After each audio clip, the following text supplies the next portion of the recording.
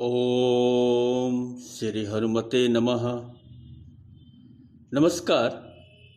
दुख कैसे दूर करें, अंक 13 में आप सभी लोगों का स्वागत है। आज हम लोग काकभुसुंडी गरुड़ महाराज के संवाद पर चर्चा करेंगे। आप जानते हैं कि गरुड़ जी को एक बार मोह हो गया था तथा मोह निवारण के लिए महादेव उन्हें काकभुसुंडी जी महाराज के पास भेजते हैं। सत्संगति होती है, संवाद होता है। श्री रामचरितमानस के उत्तरकांड में इस अद्भुत अलौकिक घटना का वर्णन मिलता है। संवाद के क्रम में गरुड़ देव 7 प्रश्न पूछते हैं। सर्वाधिक दुर्लभ शरीर कौन है? सबसे बड़ा दुख क्या है? सबसे बड़ा सुख क्या है? संत और असंत में भेद? सबसे बड़ा पुण्य क्या है? सबसे बड़ा पाप क्या है? और मानस रोग कौन से हैं? कुल 7 प्रश्न पूछते हैं और ये 7 प्रश्न बहुत ही महत्वपूर्ण हैं, जो कि प्रत्येक संवेदनशील प्राणी के मन में सहज ही उठ जाते हैं। हम लोग समयाभाव के कारण सभी प्रश्नों पर चर्चा तो नहीं कर सकते। सिर्फ 2 प्रश्नों, सबसे बड़ा दुख क्या है, सबसे बड़ा सुख क्या है, को केंद्र में रखकर कुछ आज हम लोग बातें करते हैं। काकभुसुंडी बाबा ने इन 2 प्रश्नों का समाधान उपस्थित करते हुए कहा कि नहीं दरिद्र सम दुख जग माही, संत मिलन सम सुख जग माही। पर उपकार बचन मन काया, संत सहज सुभाव खगराया। हे गरुड़ जी, दरिद्रता के समान दुख नहीं है तथा संतों के मिलन के समान जगत में सुख नहीं है, क्योंकि संत मन, वचन और शरीर से परोपकारी होते हैं। यह उनका सहज स्वभाव है। तो बाबा ने 2 सूत्र दिए। सबसे बड़ा दुख दरिद्रता और सबसे बड़ा सुख संत मिलन। हम सभी लोगों का एक व्यक्तिगत अनुभव होता है कि कोई भी कार्य बिना धन के संभव नहीं होता। यहां तक कि धर्मार्थ कार्यों के लिए भी धन चाहिए, अर्थ चाहिए। अगर पास में पैसा न हो तो कुछ नहीं, कुछ भी हम काम नहीं कर सकते। पैसे से हम पदार्थ खरीदते हैं, सेवा सुविधा प्राप्त करते हैं। और अभावग्रस्त जिंदगी किसको प्रिय लगेगा? धन के अभाव में देखिए, व्यक्ति जिंदा होते हुए भी उल्टा लटक जाता है। तो दरिद्रता से एक अभिशाप है और हम सभी स्वीकार करते हैं। पर बाबा जी का दूसरा कथन थोड़ा अटपटा लगता है। दरिद्रता का विपरीत शब्द हुआ संपन्नता। तो संपन्नता प्राप्त होने पर व्यक्ति को सुखी मानना चाहिए। हम संसारी मनुष्यों की तपस्या ही संपन्नता प्राप्त करने के लिए होती है। पर काकभुसुंडी महाराज यहां सावधान करते हैं कि संपन्नता में सुख नहीं है, सुख तो संत मिलन में है। तो प्रश्न उठता है कि संत मिलन से हमें क्या सुख मिलेगा?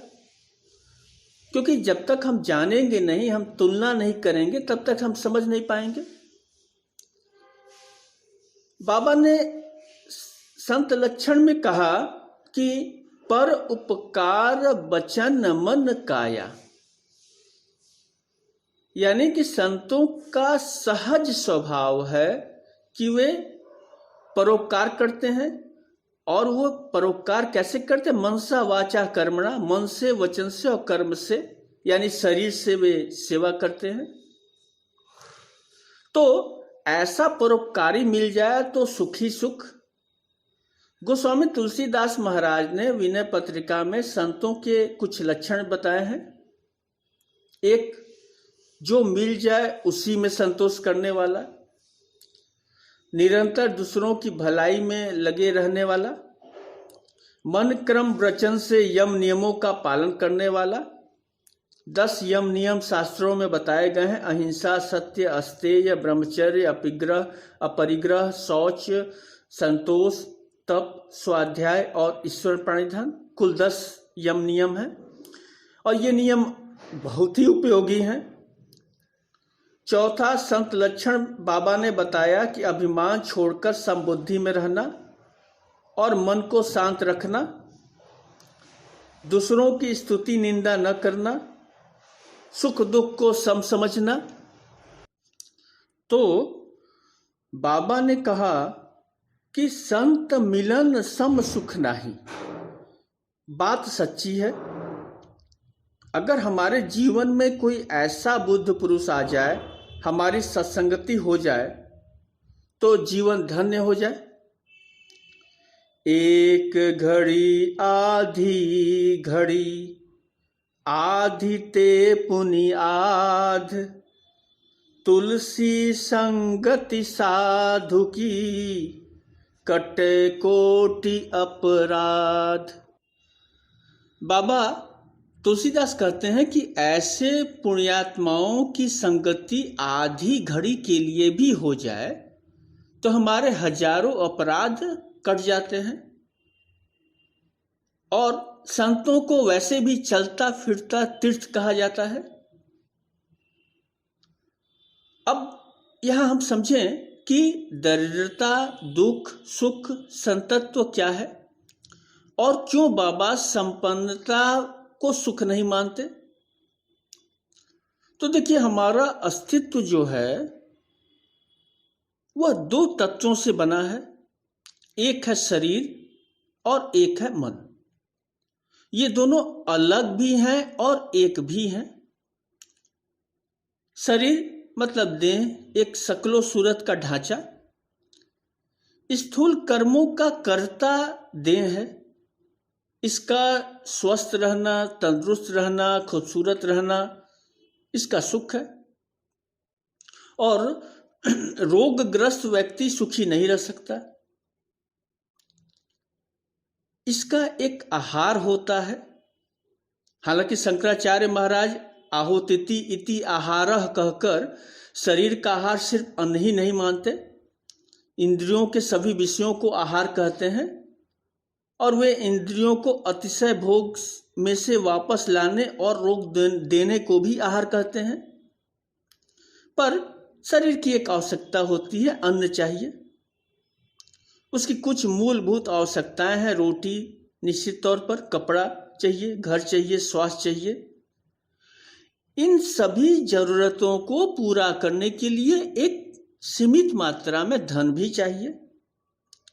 और अगर निर्धनता हो, दरिद्रता हो, तो शरीर का पालन कष्ट में पड़ जाता है। काकभूषुंडी महाराज ने देह को पर्याप्त महत्व दिया और गरुड़ जी से बोलते हैं कि निज सुख बिनु मन होई कि धीरा,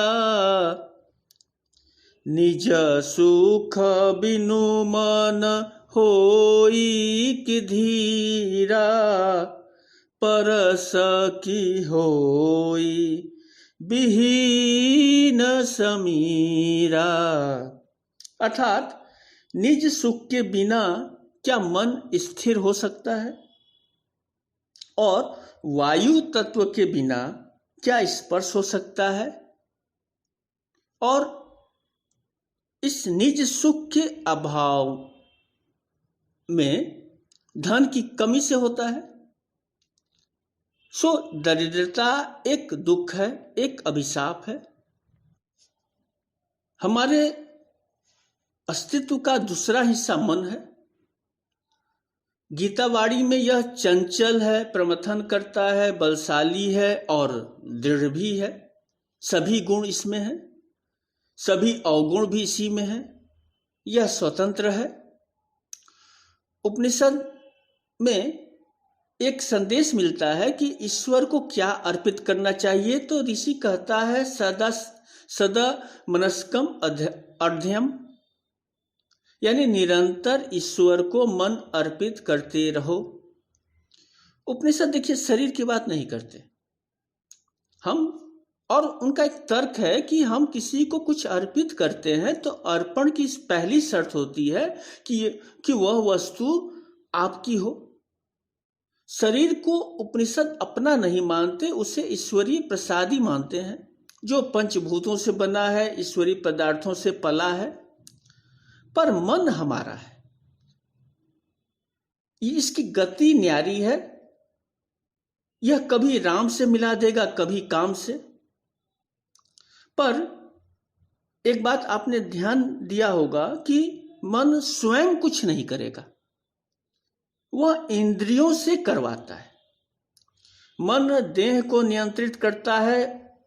वह देख नहीं सकता, पर आंखों से, इंद्रियों के माध्यम से स्विट्जरलैंड जाने की जिद कर सकता है कि उसको वही दृश्य पसंद है। सुन नहीं सकता, बोल नहीं सकता, पर क्या सुने क्या बोले इस पर पर्याप्त नियंत्रण रखता है। तो दरिद्रता से संपन्नता की यात्रा वैभव की यात्रा है, पर बेलगाम मन और की मांग करता जाता है। और अधिक धन आने पर अधिक सुख मिलेगा, यह जरूरी नहीं। यह सुख कौन तय करता है? यह मन तय करता है कि वह संतुष्ट हुआ कि नहीं। और शायद इसीलिए भगवान कृष्ण महाराज मन को अपनी विभूति कहते हैं। तो मन जो न कराए कम। काकभुसुंडी महाराज हमें सचेष्ट करते हैं कि संत मिलन सम सुख नाही। धन की कमी निर्धनता अभिशाप है, पर धन की अधिकता वरदान नहीं है। वरदान तो मन को नियंत्रित करने में है। संत जब हमारे जीवन में आते हैं तो मन अपनी गति थोड़ी धीमी कर देता है। वह थोड़ी अपनी करतूत कम कर देता है।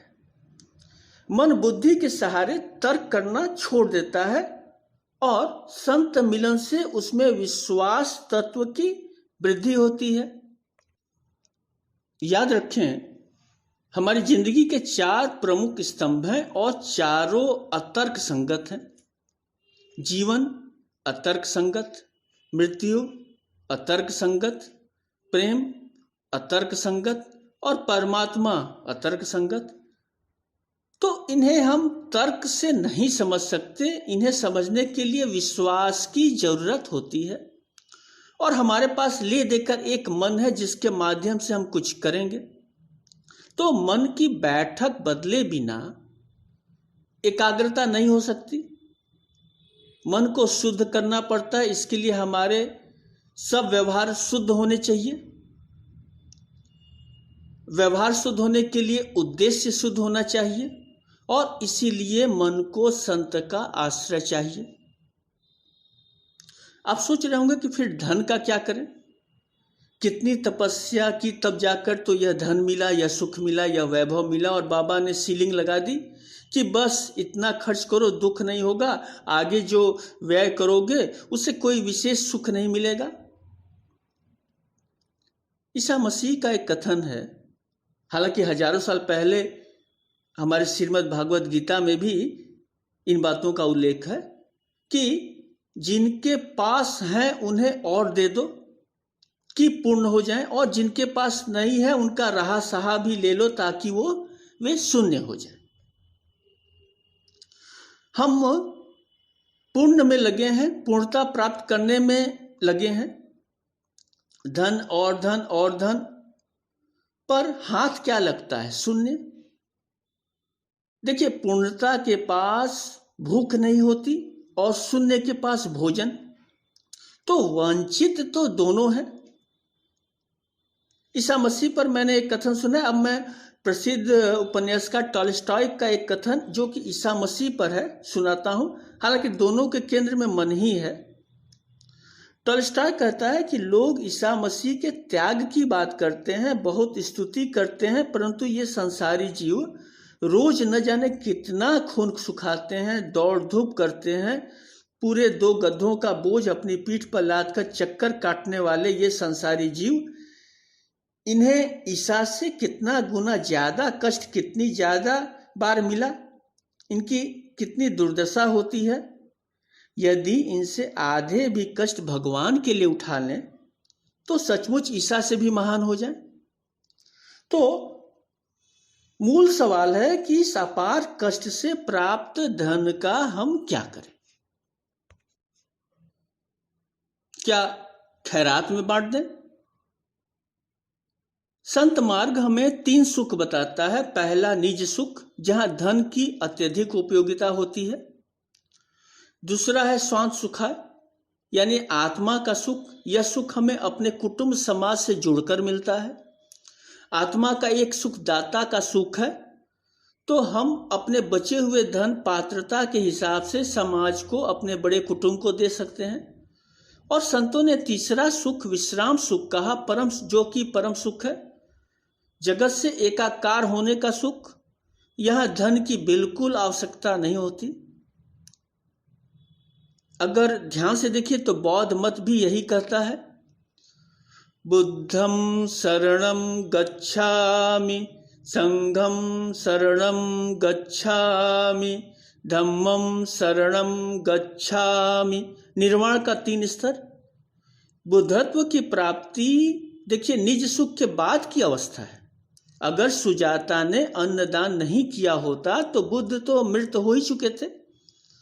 फिर वो बुद्धत्व का प्रकाश कहाँ था? अन्नदान के बाद ही बुद्ध को तेज आया।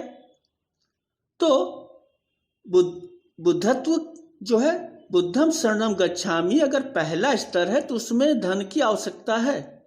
फिर संघम शरणम गच्छामि, यानी संघ की शरण लो, और आखिर में विराट धर्म से एकाकार धम्मम शरणम गच्छामि। हनुमान चालीसा में भी हम लोग यही रोज पाठ करते हैं, सब सुख लहे तुम्हारी शरणा, तुम रक्षक काहू को डरना। तो शरणाई में जाना पड़ेगा। प्रभु की शरण में हमें हार कर, थक कर जाना ही पड़ेगा आखिर में। और उस शरणाई में हम तभी जा पाएंगे जब हम संत शरण लेंगे, क्योंकि वही सच्चा सुख है। तो अब आज समय बहुत कम बचा है। दुख कैसे दूर करें शीर्षक अंतर्गत हम लोगों ने श्री रामचरितमानस के आधार पर दुखों की व्यापक चर्चा की। शास्त्र कहते हैं कि स्वीकार्य दुख दुख नहीं रहता। निश्चित तौर पर हमारे अंदर भी दुख की स्वीकार्यता बढ़ी होगी, ऐसा मेरा विश्वास है। आपका स्नेह आशीर्वाद बराबर मिलता रहा, भरपूर मिला। आप सभी को मेरा प्रणाम। ईश्वर से प्रार्थना है कि आपकी कृपा मुझ पर यूं ही बनी रहे।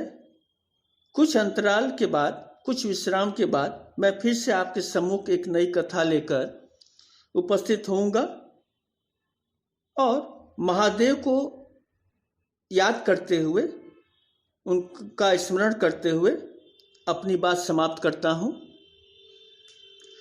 जय शंभुनाथ दिगंबरम करुणाकरम जगदीश्वरम।